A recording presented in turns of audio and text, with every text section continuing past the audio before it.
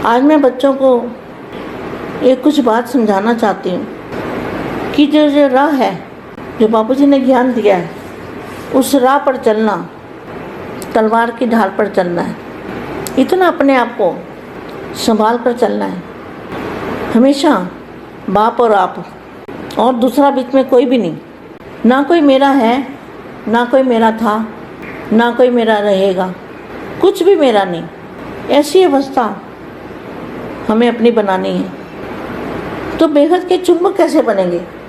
तो आज सबसे पहले मैं दादाजी से कनेक्शन जोड़ना भूल गई।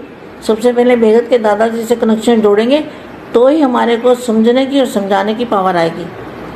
चाहे 1 सेकंड, 2 सेकंड, 5 सेकंड, जब तक दादाजी से कनेक्शन नहीं जुड़ता तब तक समझने की और समझाने की पावर नहीं आ सकती।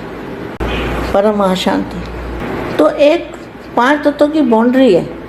जैसे बाउंड्री होती है ना, तो 5 तत्वों की जो बाउंड्री है, 5 तत्व अपनी ओर खींचते हैं और परम तत्व अपनी ओर खींचते हैं। तो 5 तत्वों को कैसे ऊपर वाले परम तत्व कैसे खींच सकते हैं? खींचने की ताकत किस में ज़्यादा है? क्योंकि हम 5 तत्वों को सोचते हैं, 5 तत्वों को देखते हैं, 5 तत्वों से बातें करते हैं, 5 तत्वों की बातें करते हैं। इसलिए हमें परम तत्व कैसे खींचेगा? हमारा खिंचाव कहाँ है? हमारा लगाव कहाँ है? इस बात का हमें बहुत खास ध्यान देना पड़ेगा। ये वो राह है, चल अकेला चल अकेला, अकेला चलने वाली राह है। एक बाप और दूसरा कोई नहीं, तब हम प्राप्ति कर सकते हैं। हमें किसी को भी नहीं देखना। तो 5 तत्वों की जो बाउंड्री है, सबसे लास्ट में क्या आता है? आकाश आता है ना। तो आकाश तत्व की बाउंड्री से परे परम आकाश शुरू होगा। तो ये बेहद का जो परम प्रकाश है, वो हमारी आत्मा को खींचेगा। आत्मा में पावर आएगी ना। तो आत्मा में जब पावर आएगी तो आत्मा के अंदर चुंबक आएगी।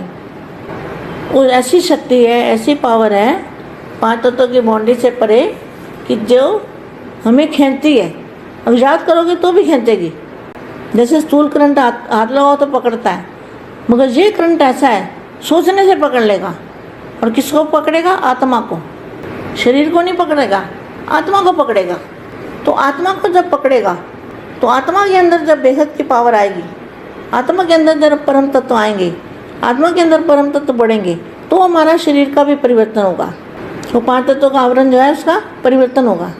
तो सूक्ष्म हमारी जो बुद्धि है, हमारी बुद्धि सूक्ष्म होनी चाहिए। और फिर सूक्ष्म के बाद अति सूक्ष्म। सूक्ष्म बुद्धि जो होगी ना, तो सोच कम चलेगी।